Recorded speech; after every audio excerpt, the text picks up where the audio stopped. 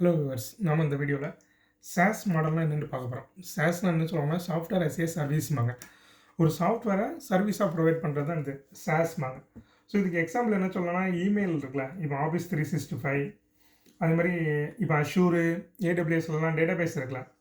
So இது எல்லாமே அது சாஃப்ட்வேர் as a சர்வீஸ் தான். என்னன்னா ஆல்ரெடி ஒரு சாஃப்ட்வேரை க்ரியேட் பண்ணி வச்சுருப்பாங்க. அந்த சாஃப்ட்வேருக்கு என்ன பண்ணுவாங்கன்னா நமக்கு ஒரு யூசர் மாதிரி க்ரியேட் பண்ணி நம்ம என்ன பண்ணிக்கலாம்னா அந்த சாஃப்ட்வேரை ஆக்சஸ் பண்ணிக்கலாம்.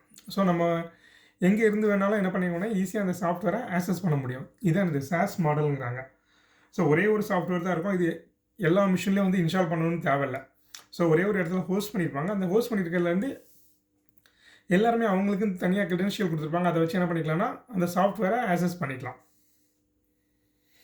ஸோ இதில் என்னென்ன அட்வான்டேஜ்னு பார்த்தீங்கன்னா, இப்போ டெவலப்பர் பாயிண்ட் ஆஃப் வியூ ஒரு கம்பெனி இருக்குது. அந்த கம்பெனியோட பாயிண்ட் ஆஃப் வியூவில் இதில் என்னென்ன அட்வான்டேஜ் பார்த்தீங்கன்னா, இது யாருமே லைசன்ஸ் இல்லாமல் யூஸ் பண்ண முடியாது.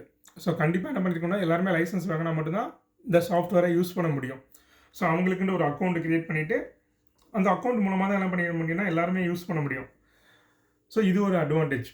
அதே மாதிரி இந்த இதை சேல் பண்ணுறீங்களா, நீங்கள் இப்போ ஒரு கம்பெனி வச்சுருக்கீங்க, நீங்கள் இந்த SaaS ப்ராடக்ட் க்ரியேட் பண்ணிட்டீங்கன்னா இதை நீங்கள் ஹோல் ஓவர் தி வேர்ல்டு ஃபுல்லாக எங்கேனாலுமே என்ன பண்ணிக்கலாம்னா சேல் பண்ணிக்கலாம். ஸோ இப்போ நார்மல் சாஃப்ட்வேர்னா என்ன பண்ணணும், நீங்கள் இன்ஸ்டால் பண்ணணும் அல்லது அவங்களுக்கு இன்ஸ்டால் பண்ணுறதுக்கு எப்படி இன்ஸ்டால் பண்ணணுங்கிறது டீட்டெயில்ஸ் கொடுக்கணும். ஸோ இன்ஸ்டால் பண்ணும்போது சில நேரம் பிரச்சனைகள் வரும். அது மாதிரி இல்லாமல் இது என்னென்னா ஒன்றும் இல்லை, ஒரு ப்ரௌசர் இருந்துச்சுன்னா நீங்கள் எங்கே இருந்தாலும் என்ன பண்ணிக்கலாம்னா ஆக்சஸ் பண்ணிக்கலாம்.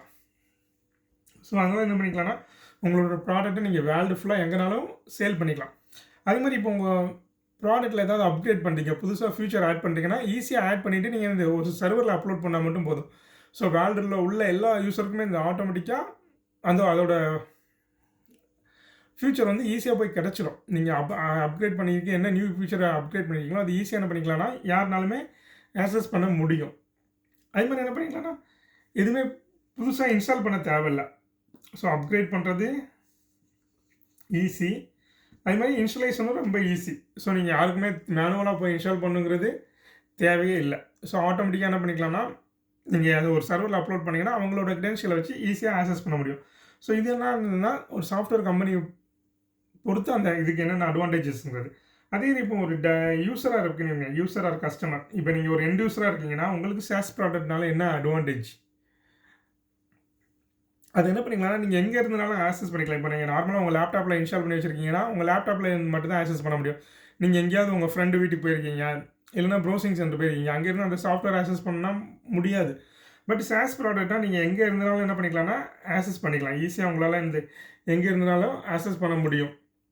அதே மாதிரி உங்களுக்கு சிஸ்டம் கான்ஃபிகரேஷன் இது மாதிரி இருக்கணும் அப்படின்ட்டு எந்த இதுவுமே இல்லை. உங்களுக்கு சிஸ்டத்தில் ப்ரௌசர் இருக்கனால என்ன பண்ணிக்கலாம்னா அந்த அப்ளிகேஷன் நீங்கள் ஈஸியாக என்ன பண்ணிக்கலாம்னா நீங்கள் ஆக்சஸ் பண்ணிக்கலாம். ஸோ அதனால் உங்களோட சிஸ்டம் கான்ஃபிகரேஷனை பற்றி உங்களுக்கு எந்த கவலையும் கிடையாது. அதே மாதிரி அது வந்து உங்கள் சிஸ்டத்தில் எந்த விதமான ஸ்டோரேஜையுமே ஆக்குபை பண்ணாது.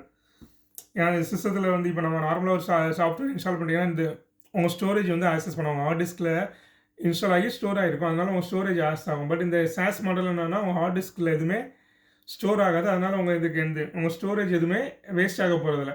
அதே மாதிரி இதுக்கு டேட்டா வந்து என்ன பண்ணியிருக்காங்கன்னா வெண்டாரே மெயின்டைன் பண்ணிக்குவாங்க. அதனால் நீங்கள் என்ன பண்ணிக்கலாம்னா உங்கள் டேட்டா வந்து நீங்கள் அங்கங்கே காப்பி பண்ணி வைக்கணும் அப்படிலாம் உங்களுக்கு வந்து இதுவே தேவையில்லை. ஸோ இது என்ன பண்ணிக்குவாங்கன்னா வெண்டாரே மெயின்டைன் பண்ணிக்குவாங்க. ஸோ அதுக்கப்புறம் இது வந்து காஸ்ட் எப்படின்னா நீங்கள் யூஸ் பண்ணும்போது மட்டும் காஸ்ட் கொடுத்தா போதும். நான் வந்து எனக்கு இப்போ இந்த 1 இயருக்கு மட்டும் போதும் இல்லை 6 மந்த்துக்கு மட்டும் போதுன்னா என்ன பண்ணிக்கலாம்னா அந்த 6 மந்த்துக்கு மட்டும் நீங்கள் பே பண்ணால் போதும். நீங்கள் ஃபுல்லாக பே பண்ணி தான் வாங்கணுங்கிறது அவசியம் கிடையாது. ஸோ இதுதான் இந்த SaaS மாடல். ஸோ நம்ம நெக்ஸ்ட்டு கம்மிங் வீடியோவில் என்ன பண்ணலாம்னா இந்த SaaS மாடலை யூஸ் பண்ணி நம்ம ப்ராடக்ட் எப்படி கிரியேட் பண்ணுறது, நான் ஒரு SaaS மாடல் ப்ராடக்ட் ஒன்று கிரியேட் பண்ணேன்னா அது எப்படி கிரியேட் பண்ணுறதுங்கிறத நம்ம கம்மிங் வீடியோவில் பார்க்கலாம். ஸோ இது ரிலேட்டடாக உங்களுக்கு ஏதாவது டவுட் இருந்ததுன்னா நம்ம கமெண்ட் செக்ஷனில் கமெண்ட் பண்ணுங்கள், நான் உங்களுக்கு ஹெல்ப் பண்ணுறேன். Thank you viewers.